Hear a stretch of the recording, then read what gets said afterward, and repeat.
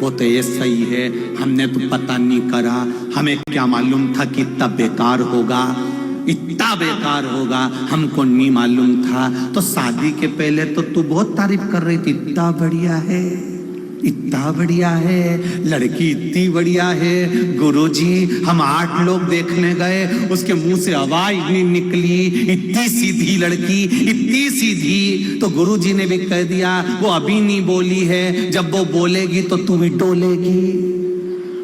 अभी काहे बोली?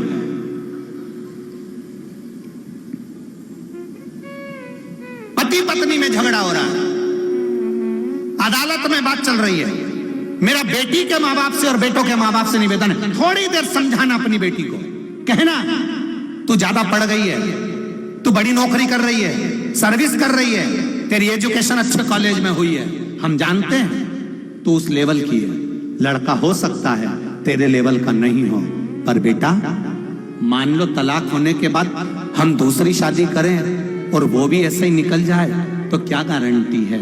इसलिए बेटा एक बार फिर सोच ले, कोई बात नहीं, थोड़ा समझने में देरी लगेगी बेटा, 2-4 साल रुको, आराम से उसको एडजस्ट करो, लड़के को भी समझाओ बेटा बेटी ऐसी नहीं हो सकती, हम शादी के पहले उससे मिले, वो लड़की ऐसी नहीं हो सकता है किसी के शिकायत में आ रही हो सकता है उसको ज्यादा बोलने की आदत हो सकता है वो अकेली रही है इसलिए एडजस्टमेंट सबके साथ नहीं कर पा रही है। बेटा थोड़ा समझो, थोड़ा धीर बांधो, दोनों को समझाना हमारी जिंदगी का एक आनंद होगा। पर हम क्या करते हैं, जितना बन सकता उतनी और मिर्ची झोंक देते हैं, और जहर और जहर और जहर झोंक झोंक कर पूरे परिवार को तहस नहस कर देते हैं। आज के जमाने में 50% शादियां सही चल रही है और 50% शादियां अदालत में चल रही है आज के समय।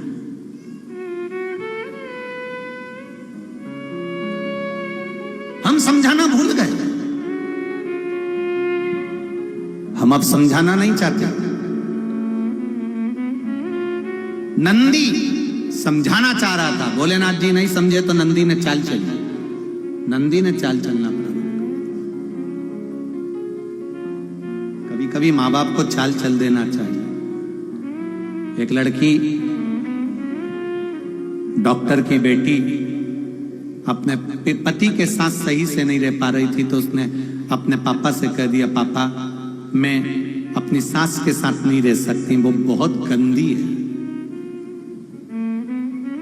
बहुत आड़ा टेढ़ा बोलती है, मैं उसके साथ नहीं रह सकती। पापा या तो मुझे जहर दे दो या मेरी सास को जहर दे दो। पिताजी ने देखा कि बेटी को बहुत क्रोध आ गया है। पिताजी ने कहा, बेटा 3 महीने की पुड़िया बनाकर दूंगा, एक एक पुड़िया सास की चाय में मिलाकर पिलाते जाना, तुझे मारने की जरूरत नहीं पड़ेगी। एकदम जहर दे देंगे तो सास मर जाएगी, नाम अपना खराब हो जाएगा। पुड़िया डालना चाय के अंदर, धीरे धीरे स्लो स्लो पाइजन चलता रहेगा। पर एक बात याद रखना बेटा, 3 महीने में सास मर जाएगी, पर तू 3 महीने सास की अच्छे से सेवा, बस 3 महीने तो करना है, कर दूंगी, कैसे भी एडजस्ट करूंगी, वो कितना ही बोलेगी मैं नहीं बोलूंगी। 3 महीने तुम पुड़िया दे दो। बेटी को 3 महीने की पुड़िया बनाकर दे दी, चाय में मिलाती, सास को देती। सास कुछ भी कहती, वो कुछ जवाब नहीं देती, अच्छे से रहती।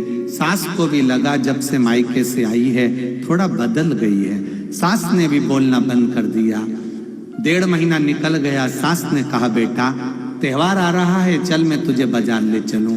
सास उसको बाजार ले गई, साड़ी दिलाई, रकम दिलाई, पाँव की चप्पल दिलाई, सब दिलाकर लेकर आई।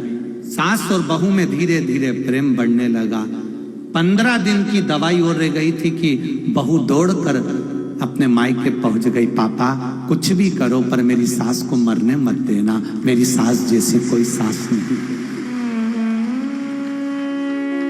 पिता ने कहा, बेटी मैंने उसको मरने के लिए कोई दवाई नहीं दी, मैंने तो केवल तुम दोनों का प्रेम बढ़ाने के लिए भगवान शंकर से प्रार्थना करी थी कि इनका प्रेम बढ़ जाए, बस वही ड्यूटी थी।